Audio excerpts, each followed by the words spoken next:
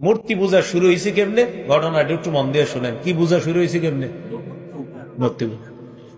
সহিহ বুখারীর বর্ণনা 4920 নম্বর হাদিস। এই হাদিস থেকে আমরা এখন জানবো মূর্তি পূজা শুরু হইল কেমনে। ইতিহাসটা মনে থাকলে আপনি আপনার অন্য ধর্মের বন্ধুদেরকেও দাওয়াত দিতে পারবেন যে দুনিয়াতে কিন্তু এইভাবে মূর্তি পূজা শুরু হয়েছে। আব্দুল্লাহ ইবনে আব্বাস রাদিয়াল্লাহু তাআলা আনহুমার বর্ণনা। 29 পারা খুলবেন, 12 নম্বর পৃষ্ঠা। হাফিজি কোরআন মাজিদ অনুযায়ী সূরা নূহের মধ্যে আল্লাহ তাআলা আলোচনা করছে 29 পারা 12 নম্বর পৃষ্ঠা।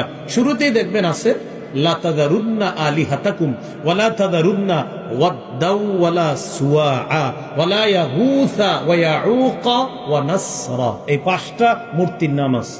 একটা মূর্তির নাম ওয়াদ্দুন, আরেকটার নাম সুওয়াউন, আরেকটার নাম ইয়াগুস, আরেকটার নাম ইয়াউক, আরেকটার নাম নাসরুন। এই 5 মূর্তি। আল্লাহ কোরআন এই 5টাকে মূর্তি হিসাবে আলোচনা করলেও মূলত এই 5টা মূর্তির নাম ছিল না। এই 5টা ছিল 5 জন আল্লাহর ওলির নাম। বলেন তো কোরআনে যে 5টি নাম আমরা মূর্তি হিসাবে পাইলাম, এই 5টা কি আসলে মূর্তির নাম ছিল না আল্লাহর ওলিদের নাম ছিল? বুখারীতে আছে আসমাউ রিজালিন সালিহিনা। এই 5টি ছিল 5 জন আল্লাহর ওলির নাম। ঘটনা কি ঘটলো? এই 5 আল্লাহর ওলি মারা গেছে। মারা যাওয়ার পর তাদের অনুসারী যারা আছে মন খারাপ। ইবলিস তাদের কাছে আসছে মানুষের রূপ ধারণ করে। আসার পর ইবলিস তাদেরকে বলল, কি ব্যাপার, মন খারাপ কেন? তারা বলল, আমরা যে আল্লাহর ওলিদেরকে দেখলে ইবাদতে মজা পাইতাম, তারা এখন দুনিয়াতে আর নাই, এই জন্য আর আগের মতো ইবাদতে মজা পাই না। যারা আপনারা প্রতিদিন মসজিদে 5 ওয়াক্ত নামাজ পড়েন, তারা যদি মসজিদ ছাড়া অন্য কোথাও নামাজ পড়েন, আপনার মনে হবে নামাজ পড়েন নাই। মসজিদের মজাটা বাহিরে পাওয়া যায় না। ইবলিস মানুষের রূপ ধারণ করছে, বড় আল্লাহর ওলির মতো সাইজা তাদেরকে বলল, তোমাদের ব্যথাটা আমি বুঝতেছি। আচ্ছা, আমি যদি একটা কাজ করি, 5 আল্লাহর ওলির যদি 5টা আকৃতি তোমাদের সামনে আনি, তাহলে তোমরা ইবাদতে মজা পাইবেনি। এটা কেমনে সম্ভব? আল্লাহর ওলি 5 জন তো মারা গেছে। আমি যদি 5 জনের আকৃতিটা আনতে পারি তোমাদের সামনে, যে এই 5 জন দেখতে এমন ছিল, এরকম 5টা জিনিস তোমাদের সামনে নিয়ে আসলাম, তখন ইবলিস 5 জন আল্লাহর ওলির 5টা প্রতিমূর্তি তৈরি করলো। এই পৃথিবীতে সর্বপ্রথম মূর্তি তৈরি করা হলো। 5টা প্রতিমূর্তি তৈরি করার পর ইবলিস এবার তাদের কাছে এসে বলল, দেখো তো এটা কার মতো? তো দেখে একজন ওয়াদ্দুন নামক আল্লাহর ওলির মতো দেখা যায় পুরা। ইবলিস বলল, এটা এক কাজ করবা, ওয়াদ্দুন নামক আল্লাহর ওলি যেখানে বসতো সেখানে এই মূর্তিটা রেখে দিবা।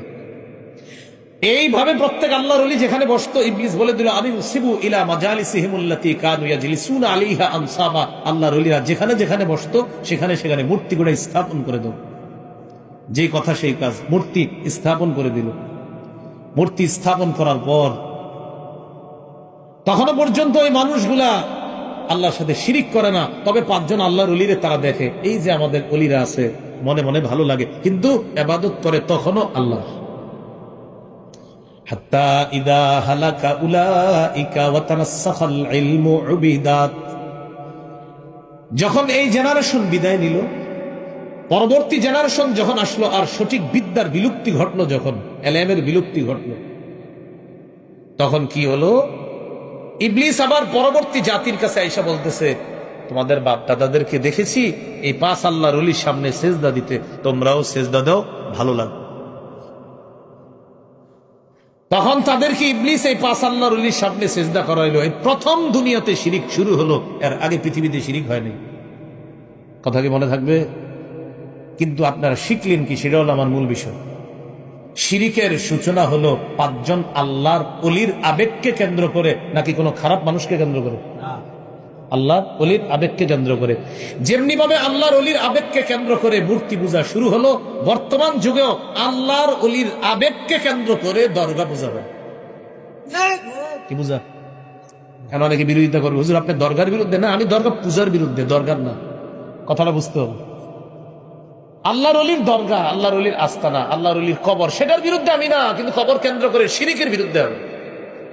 এই বিষয়টা অনেকে বুঝে না। দেখবেন আমার এই ওয়াজদারে একদল বলবে, হুজুরে আল্লাহর ওলির দুশমন। আমি কি ওলির বিরুদ্ধে বলছি না শিরিকের? আল্লাহ আমাদেরকে বুঝার তৌফিক দান।